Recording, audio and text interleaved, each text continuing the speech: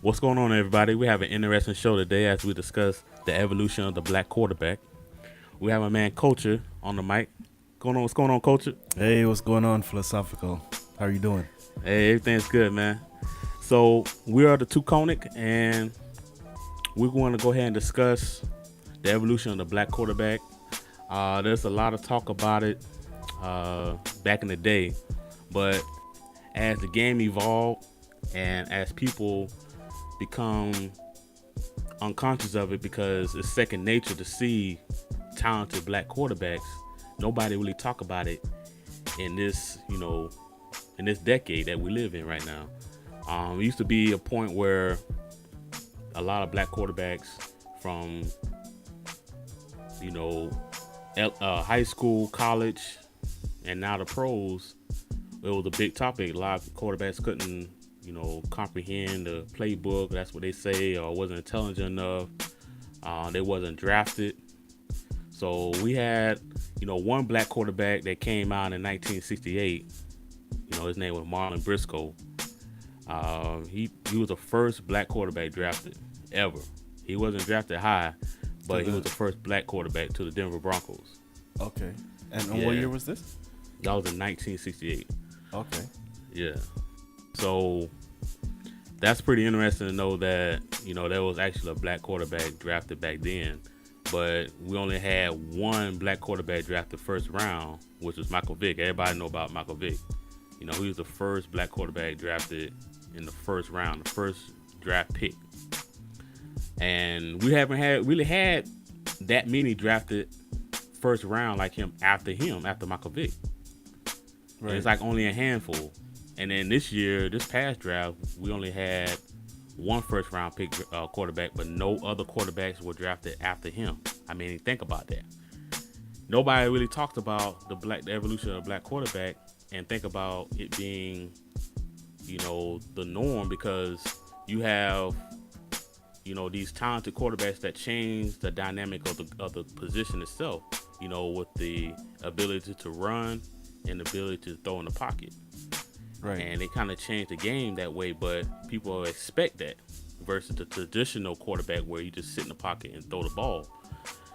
So how you feel about that as far as, there being actually a quarterback that was drafted back in the day, back in the 68 time frame era, to right now where we have Michael Vick, who was drafted back in 01, first round, and he kind of changed the quarterback position with his, his dual threat. How do you feel about then to how it is now? Well, the way I think is that I think the league didn't change along with the black quarterbacks, right? So the evolution came with the black quarterback, where, of course they were running, throwing while on the run, not just being pocket quarterbacks, but the league and the dynamic of the game itself didn't change to embrace that. You know, so I think that kind of stunned the evolution, because if you look at basketball, when when the street ball kind of came into the league, and I'm not talking about the 90s, or I'm talking way back with a dunking, the flying in the air and so on, and the fast-paced game, the dynamic of the game changed, right? So it was able to embrace those players that came with that style, right? And then the other players that were using the old style, they had no choice but to adapt to it. So I feel like with football, nobody really embraced that, so the dynamic was still, we're looking for pocket quarterbacks. This is still the game. Pocket quarterbacks set up the plays, throw it, and so on. And so it's just been like one or two black quarterbacks in and out. So I think that's part of the problem. Yeah, because I see that there's not that many quarterbacks that really made a name for themselves for being pocket quarterbacks. There's like a handful. Black quarterbacks? Black quarterbacks, right. Yeah. Right. I mean, I can only name maybe a couple. I can name, Doug Williams. He was an old school, Yeah. quarterback that was a pocket passer. He wasn't one of those. I mean, he could run with the ball. He wasn't that dynamic type of quarterback where he would use his legs as well as throwing the ball. He was more of the traditional pocket passer, and there's no other one like him. He was the first one to win the Super Bowl Okay. as a pocket passer amongst the black quarterbacks that came up in his era. Right. Wasn't too many that came up in his era. No, Um, let me ask you a question. You know what I mean? And Yeah. this is I just thought of this question, but if the black quarterbacks were all pocket quarterbacks, right? Like if everyone that came from the first one until now, if they were all pocket quarterbacks and not, running quarterbacks and so on, do you think there would be more if they were pocket quarterbacks? no, because the thing is, you're not, with the athletic quarterback, unfortunately, a lot of people don't give black quarterbacks the opportunity to excel with the playbook. They give them limited access because of their athletic ability, so they want to use them as, a running quarterback. They know that, you know, a lot of coaches know that, okay, they're very athletic, so we're going to use more of their talent instead of developing them as a pocket quarterback. And people want to critique them as being a running quarterback, but not getting on the coaches for coaching them on being a pocket quarterback. So I That's think that interesting. a lot of coaches, they know that, okay, we can really rely on his athletic ability and not focus on developing him as a pocket quarterback and allow him to uh, develop into himself as a pocket quarterback and progress into his reads throughout down the field. So you So feel I like feel they kind of force that on them. that athletic ability on them to just be more of a running quarterback instead of, you know, having multiple, athletic ability, using athletic ability to not only run the ball but actually pass the ball as the game is designed to do. So you have to distribute the ball. You're a quarterback. Your purpose on the field is more than just being a field general, but it's also to throw the ball and distribute the ball to your teammates for one common goal, which is to score a touchdown and to win the Right. game. Right. So, what the way defenses are, no matter what level of the game you're at, Pee Wee, high school, college football, high school. I mean, I'm sorry, the NFL. You're gonna have different defenses that's gonna pick up on your style of play, and we already seen from RG3 where he didn't have a long, lustrous career. He only had maybe a year and a half until he got hurt that second year when he had his knee injured. He wasn't the same since because he was just running around.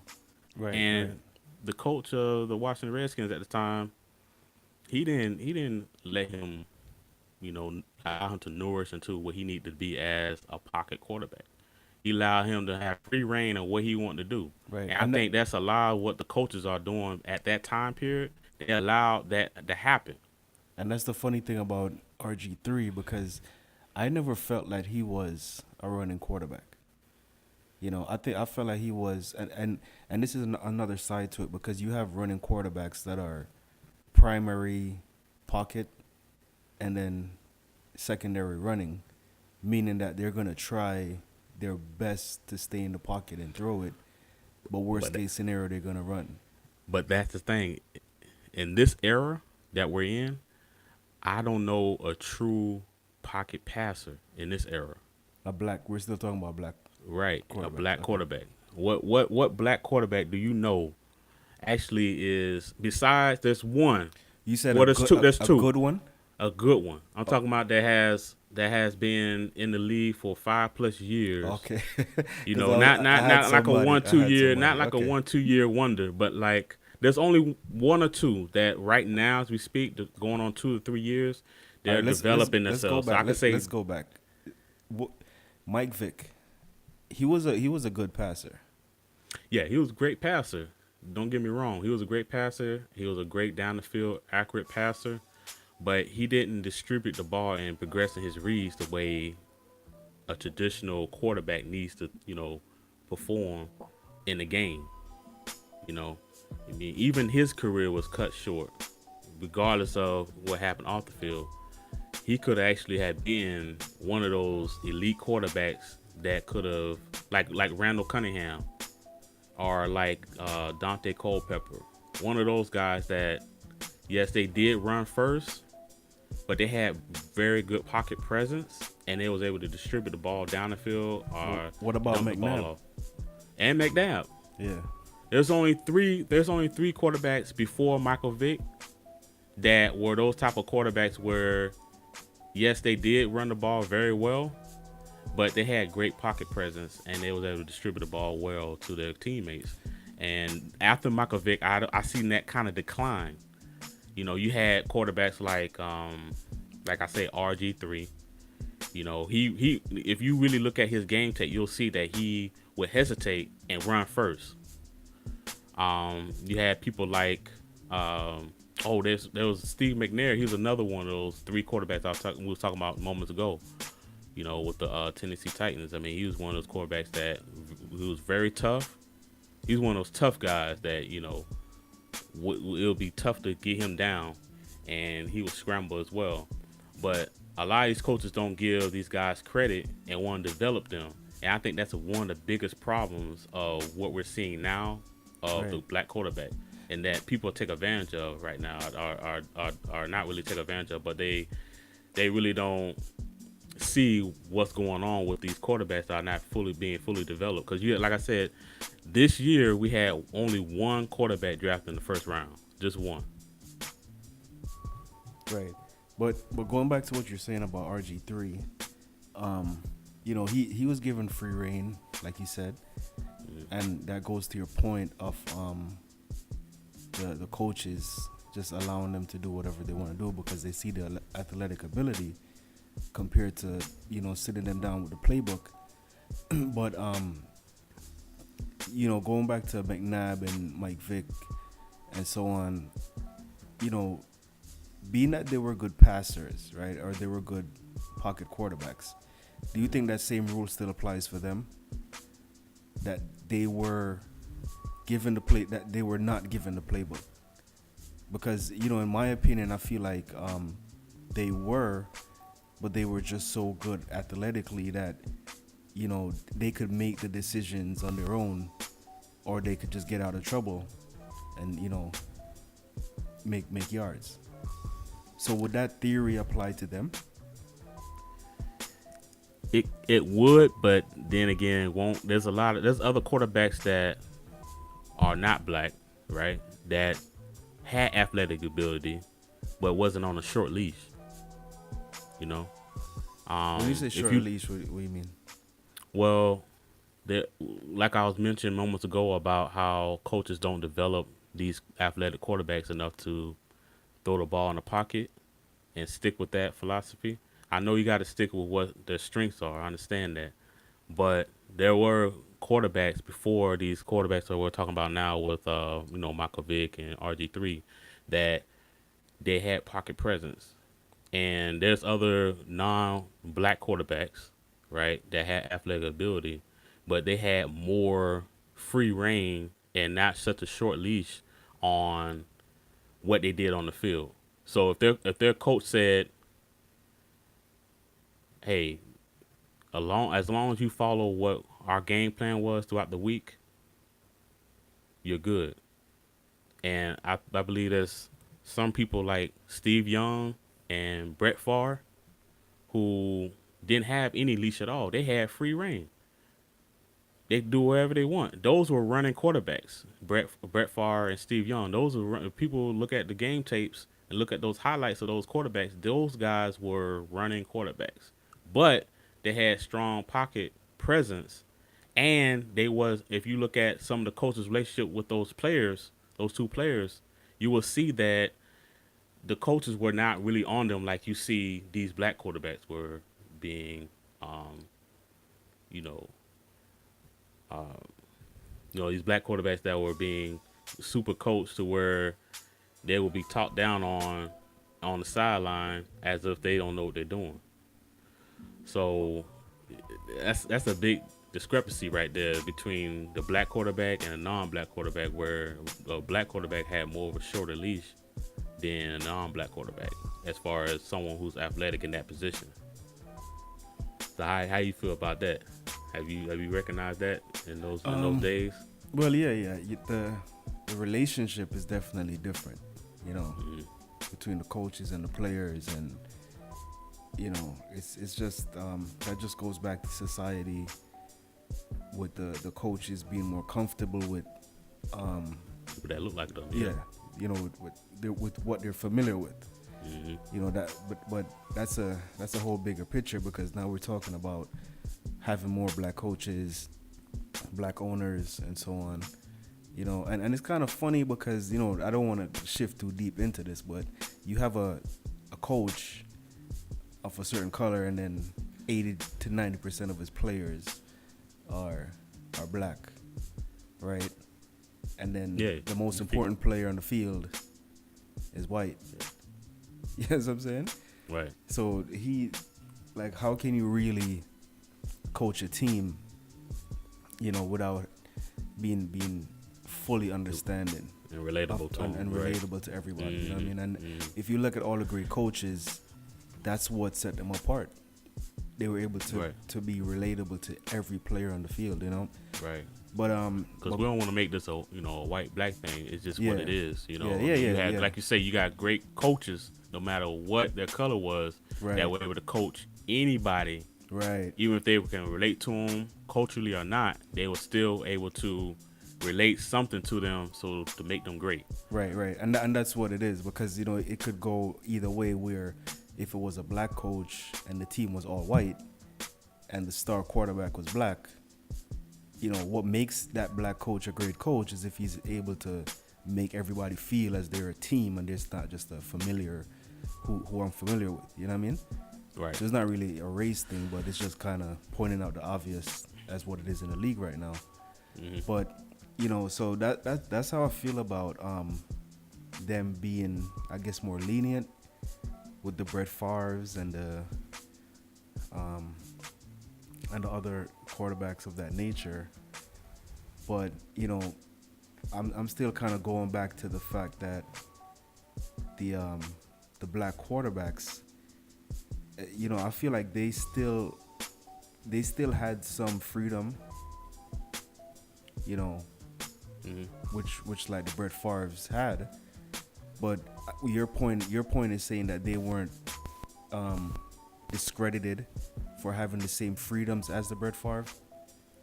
Correct. That's what you're saying? Okay. Correct. And any listener will see, if they go back and really research some of the highlights of a Brett Favre or a Steve Young, you'll see that the coaches threw up a prayer hoping that he didn't mess up any type of play that they designed.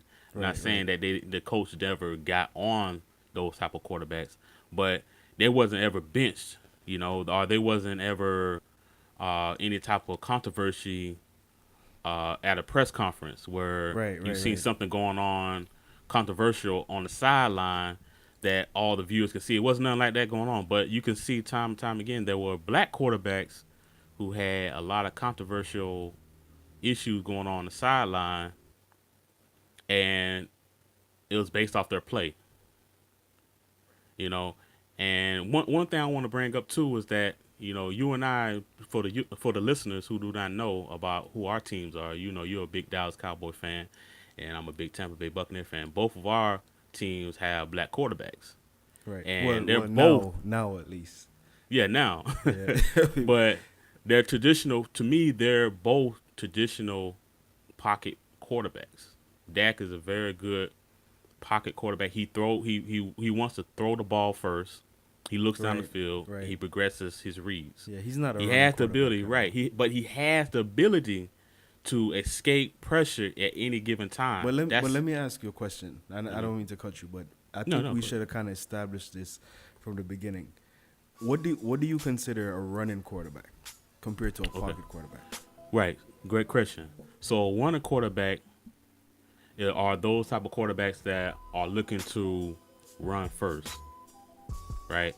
those who are looking for the big plays first by running the ball. Those who, when they see pressure, they don't want to move up in the pocket. They just want to take off.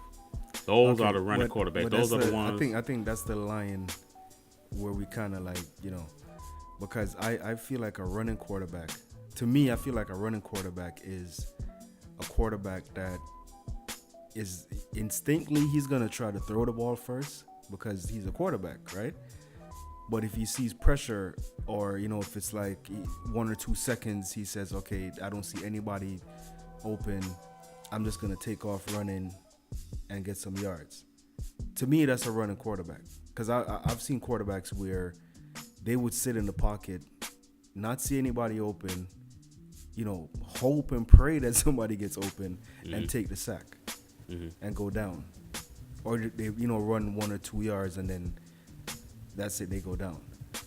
Right. So the difference is a quarterback that chooses to run first before throwing, compared to a quarterback that tries to see somebody open and then just takes off running.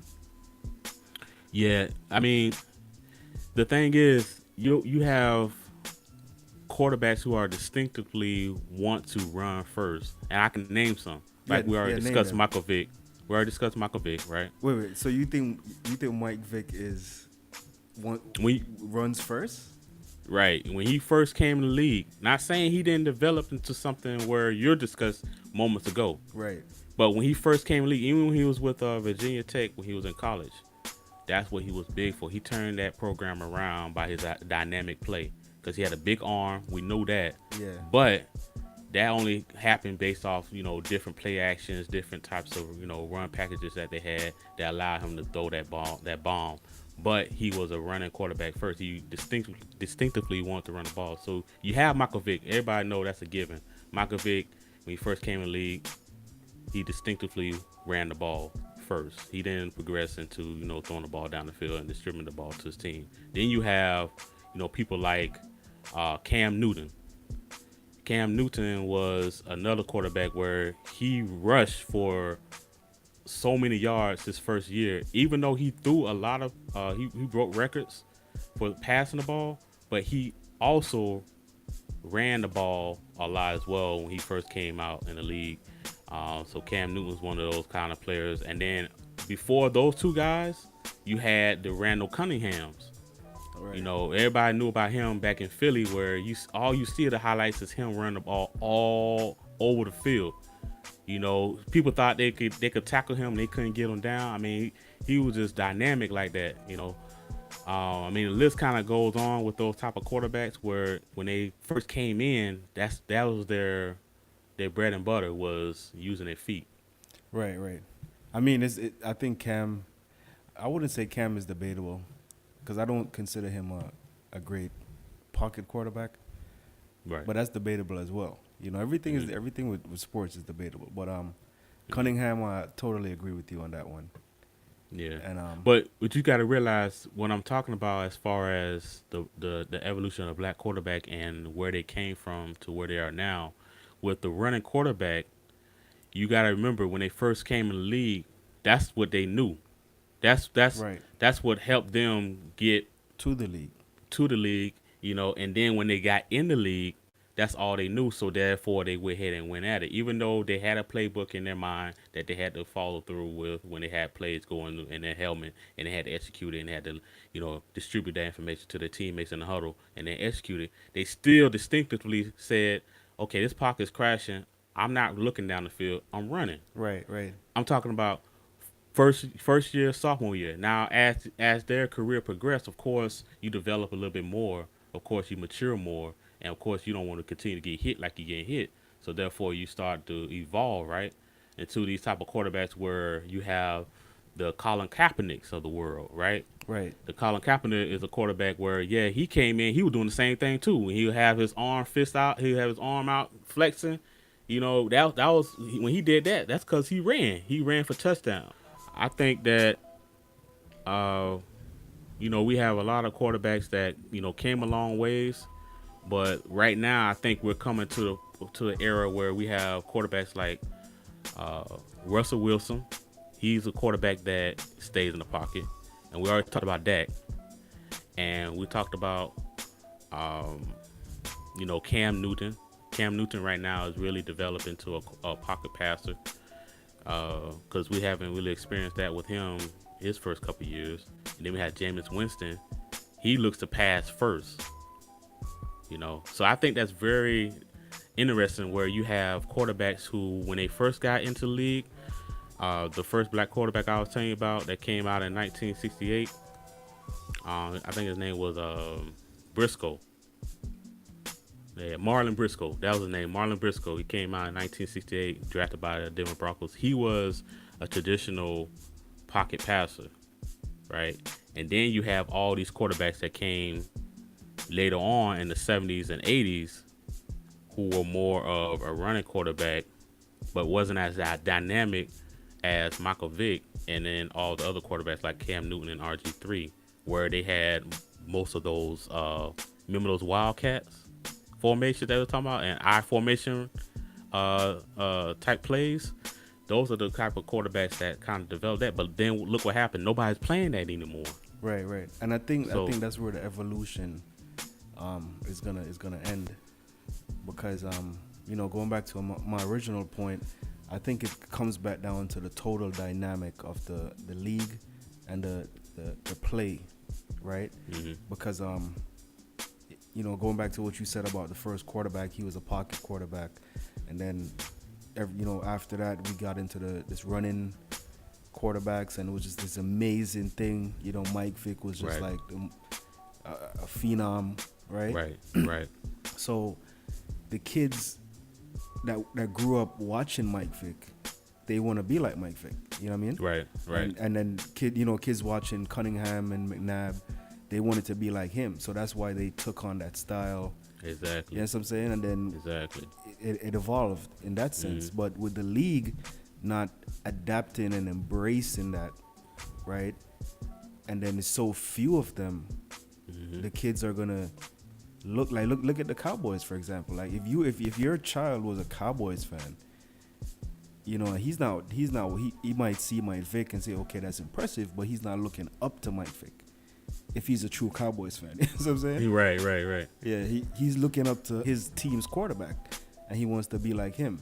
So, with the league not embracing that, the kids are gonna go back to what they're seeing, and it's gonna be the regular pocket quarterback. Okay, I could run to get out of danger. That's probably the most exciting it's gonna be, and then that's pretty much it. So the question should really be, that's pretty much, to me, that's the evolution of the black quarterback, right? Mm-hmm. But the real question should be, why hasn't the league embraced it, right? Because going back to the NBA reference, if they would have never embraced the dunking, the flying, the street ball etiquette kind of play, I don't think the NBA would be as exciting as it was. And the reason why I say was is because it kind of died down when LeBron went to Miami. Right. That's just my opinion. Like, he killed the league, but mm-hmm. It wouldn't have been exciting as it was.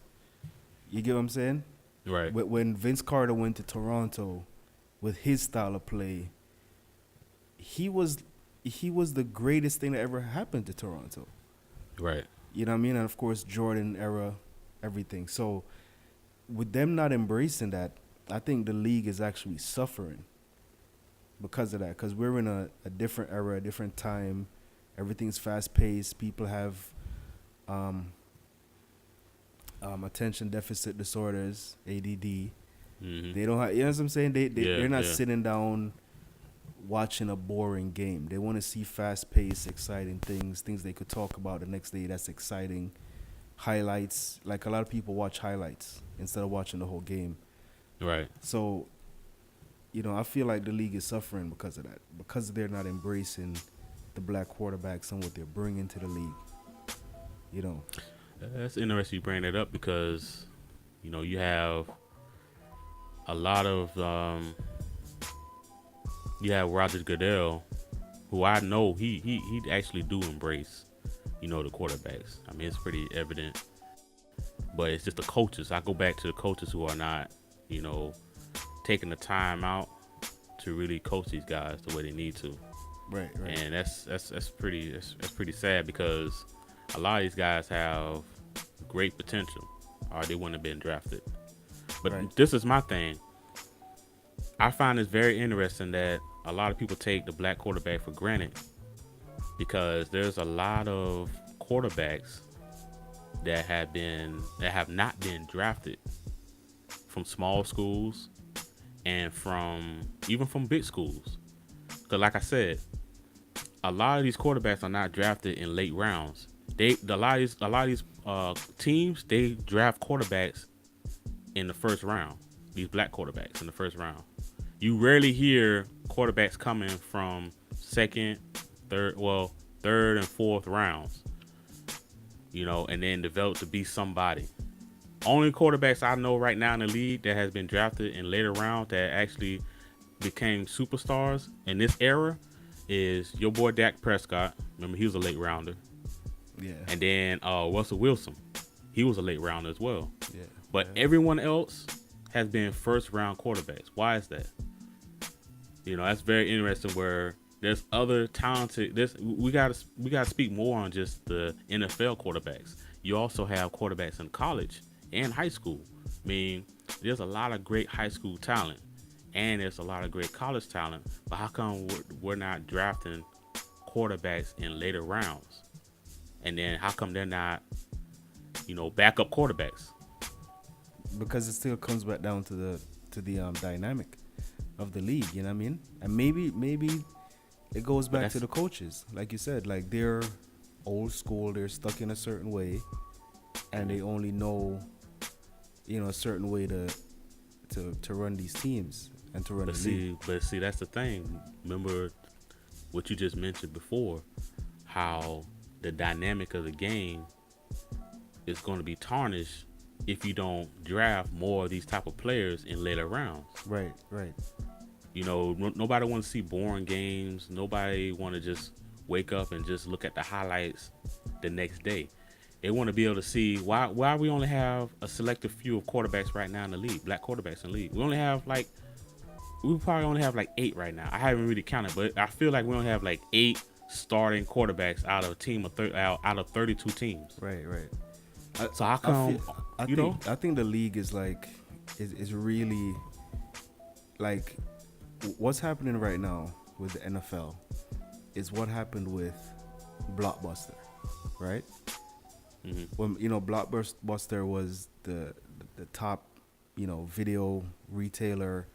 Mm-hmm. When Netflix came out, yeah, you know, they looked at Netflix like, oh, this is garbage. It's never gonna take off. And when Netflix took off, they waited so long to see, you know, what's in front of them that they ended up going bankrupt, right? Mm-hmm. I think that's where the NFL is right now. There are so many changes going on in the world, and the NFL is slow to adapt. And I'm gonna be honest with you. As a Cowboys fan, I'm traumatized. Yes, I'm saying over the last 3 years. No, I'm gonna say probably 3 years. Like I'm just traumatized with what's happened with the team. right. You know, because when that came, that was like It was sensation, yeah. yeah, you know what I mean. It was like, okay, it's hope. It's hope. We've been waiting for this for so long, Right. but the trauma came when he wasn't embraced. You remember that season? You're right. I remember. In the preseason, he came out and he was like this greatest thing. And you know what? You about to bring. I'm sorry to interrupt, but I'm gonna give it back to you. But you bringing up a great point right now about how these quarterbacks were super embraced when they were winning, right? Not saying the other quarterbacks not, but it's a different type of embrace, right? And then when you're not embraced anymore, they're ready to just get rid of you. Right. You know, because Jameis Winston, he's going through the same thing right now where he had the whole off the field incident, which happened years ago. Finally came back at him.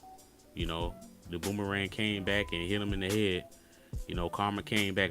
We don't know the whole details of if he did or not. I mean, it's speculation that he did, but he was in the wrong place, wrong time. You know how that happens, how that goes.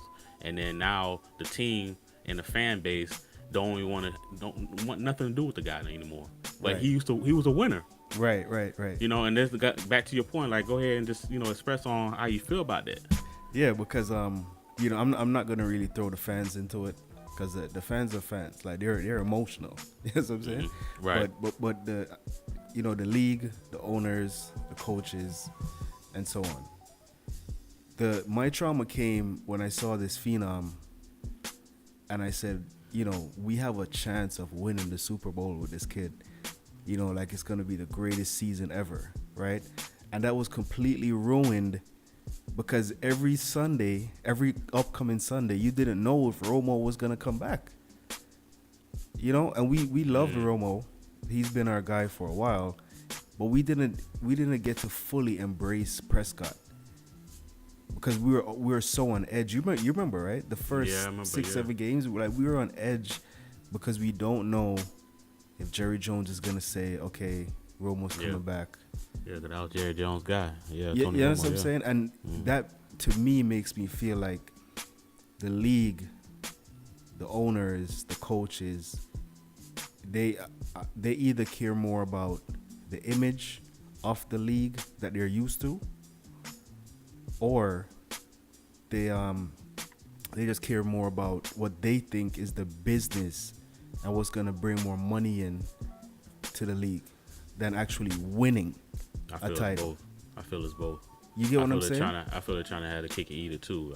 I think they want to have that image of what this quarterback should be, right, or what a quarterback should be, and then want to have that winning culture, with each team. With all these owners feel the same way. Right. Because remember, we mentioned this before we started talking, but the Cowboys was America's team, right? Right. And that America's team, it had an image, right? The image was white quarterback. He's marketable. He's, he does what a quarterback does, nothing more, nothing less, right?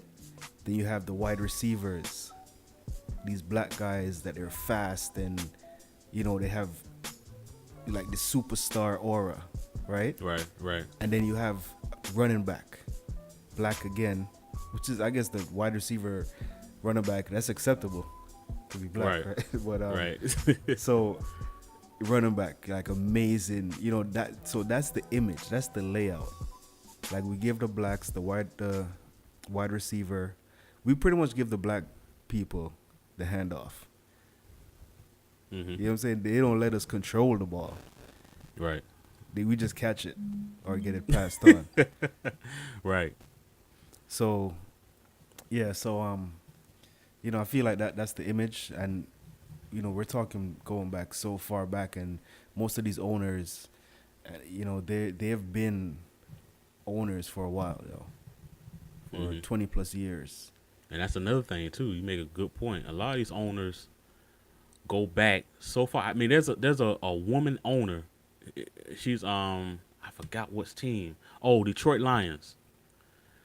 And she's owned that team for over 30 years. Jerry Jones, same thing. And you can go on and on. A lot of these owners, they stay. It's just like the Supreme Court. That's exactly like the Supreme Court. Yeah. Like these judges, they stay there for life almost, unless they die. I mean, it's like they got a life. These owners have a lifetime job as an owner, which is nothing wrong with that. I mean, you're the owner.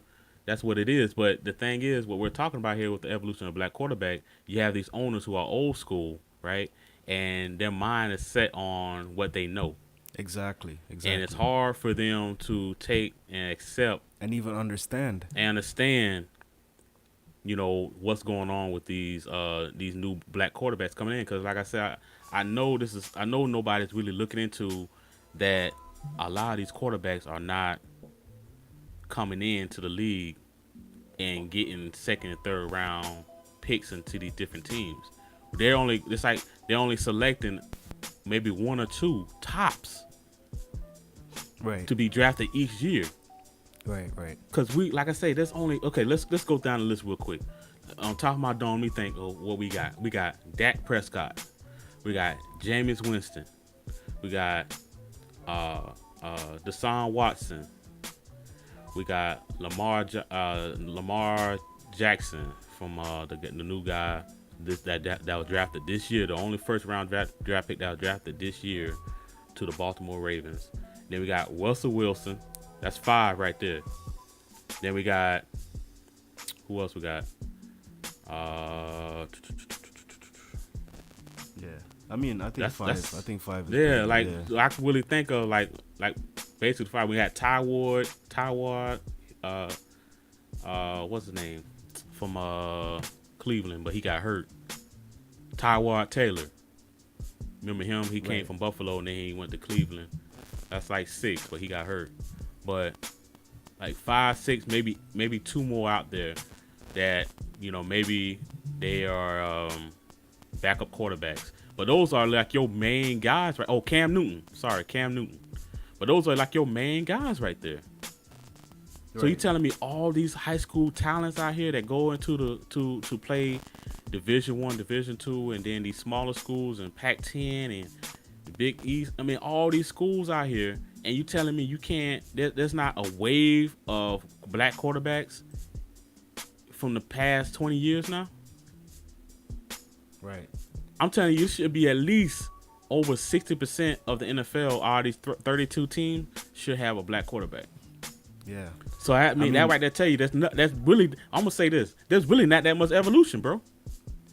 No, there's not. In a sense, it's really we still. I guess we still got a long way to go when you look at it like that. To be honest with you, you know what I mean, and I guess we could kind of close it with this statement. The evolution should come from us having more ownership in the league, right? And not I'm to be glad honest, you brought not just us as far as us as a people, but a younger generation, right, taking over ownership, managing the league, and so on, because that's it's gonna shake things up. It's gonna change it, and it may open the doors for a lot more, black running quarterbacks, if you want to put it that way. Right. It do start with us because just like we had to discuss off the air one time about Bill Cosby and how we need to change. If we want to change how he was prosecuted, we have to do something as far as what we do as a people with this law that we have when it comes to statute of limitation, right? So if we want to jump into being owners of the league, we have to be more involved with the league. Oh, definitely. Definitely. As far as jobs, being recruited, because there's different type of jobs and what we do, like, as professionals that can translate into the NFL as well. There's jobs out there for everybody that it's like you do the same thing out here in the civilian world you can do in the NFL corporation. Just like when somebody is working in the military, there's jobs in the military that's just like the jobs here in the civilian world. So we can kind of transition ourselves into the league and kind of work ourselves up, and then things can possibly change that way. It's going to take some time, not something that happens overnight, but that's a step. Yeah. But you got to also remember that a lot of these owners, they they were outside people that just had money and just bought a team. Mm-hmm. You know what I mean? And they had investors and they bought a team and so on. So they never really rose up in the league in a sense. Right. Well, what I meant by that was, being because a lot of the executives in the league have a lot of voice as well. And a lot of these execs have persuasion over the owners. See what I'm saying? Right. And if you can have more people that are in those positions then get more people who will have money. Like, remember you had P. Diddy that was trying to buy a team. Right, yeah. And he backed out. But if he would have had people like he backed out, but well, you know what I mean? Like, yeah.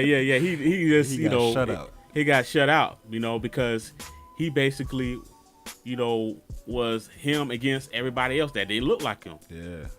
See what I'm saying? Yeah. So we had people that look like us in the league that are executives, that can persuade him, say, don't worry about that. We could still work on something. Right. Yeah, Hey, it comes back it, down it, to it, the grassroots, you know what I mean? And to the grassroots. and Yeah. this is what Iiconic is gonna bring.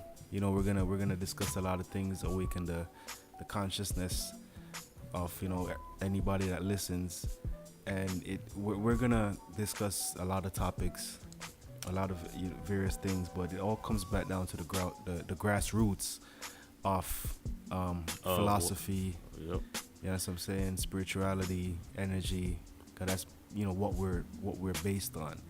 You know, we have to put out a certain energy, speak a certain philosophy for these kids so that they understand that, you know, change comes in many forms. You know, you don't have to be a rapper, you don't have to play sports to get out of a certain situation. You know, you could go to school and be a entertainment lawyer. You could go to school Right. and be a manager. You could go to school and study business and, like you said, be an executive in the league. You Right. know, and still come out of the situation and still make a difference. So, you know, that was a great point. You know, and that's what Iiconic is. We're gonna look at things from a whole different perspective and give everybody that that chance to see what we're seeing. So Exactly. Well put. Well put. So we're Iiconic, and we're gonna go ahead and end it with that. All right, Coulter. all right. See you all next right, time, fellas. brother. See you next time. See you next time. Good talk. And, you know, look forward to many, many more episodes. Likewise. All right. All right, brother. All right. All right, brother.